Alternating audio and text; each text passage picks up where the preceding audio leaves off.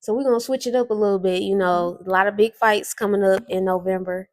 We got Erickson Lubin versus Virgil Ortiz. That's the first major fight in November.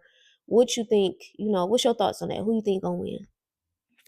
I think my shirt says it all, Texas. So I'm going with Ortiz. Okay. Only because Ortiz is a hard hitter, very skillful. Um, Lubin, Lubin is a great fighter too. I just think if he think he's going to go in there and go toe to toe and fight inside, fight Ortiz inside, it's gonna be an early stoppage like the Charlo fight.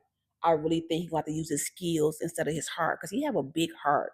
Like I saw some of his past fights and he has a huge heart. Like he's I want to say he's unpredictable, but not so much so. Like Ortiz is very skilled.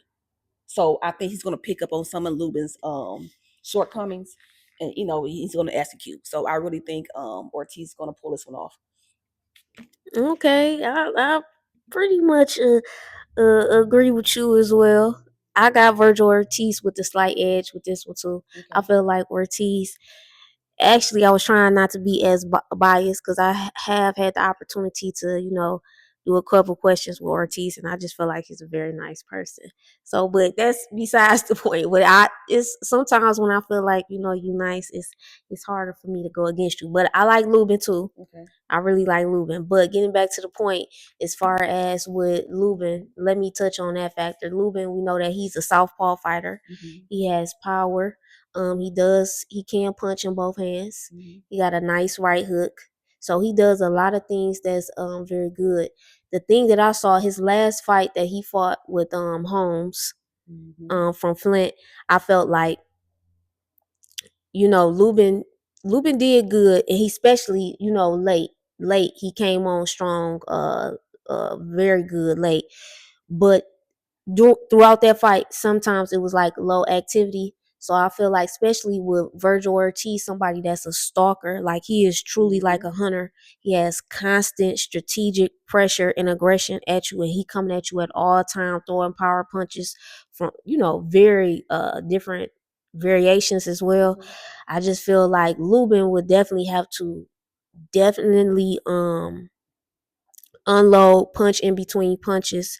He will really have to make sure that he could be able to handle that pressure, consistent, concise pressure that Ortiz is gonna be giving him. So that's why I definitely feel like too. Not saying because Lubin can box very well, Hmm. very good at boxing. So I don't want to take anything away from Lubin, but just from what I've seen from the last couple of fights, you touched on something too, as Hmm. far as when Lubin fought Jamel, and also like the Fundora fight. Even when Lubin fought Ramos, Ramos was a very key fight because a lot of people thought that Lubin had, some people were saying Lubin lost that fight against Ramos, that it was a robbery, and that Ramos was, more active or throwing more punches throughout the fight with Lubin. So definitely Lubin fighting somebody like a Virgil Ortiz with, to me, still an excellent IQ. And Virgil Ortiz also fought Madrimov.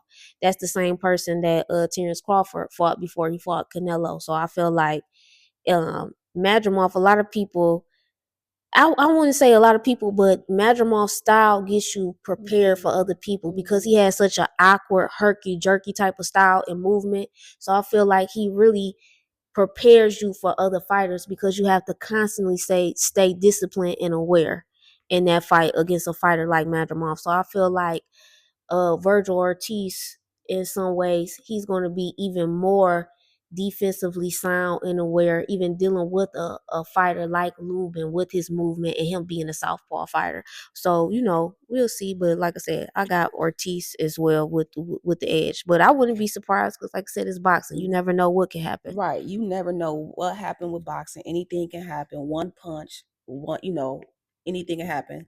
Um, Lubin, Lubin is kind of tricky though. When he fought, um, when he fought Fundor, when he fought Fundor, we talked about that.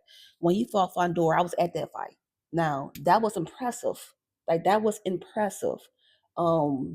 However, Ortiz, I think Ortiz slowed down a little bit. throughout his career, and he slowed down just a little bit. Meaning, when he fought Bobak, Yeah, or like Boachuk, Boychuk, yeah, yeah, something like that. Boychuk. He fought Boychuk. That was a great fight. They went toe to toe, but I didn't think Ortiz was always like fully there. Let me just say that. I don't know, something's going on outside of boxing. I didn't think he was fully there.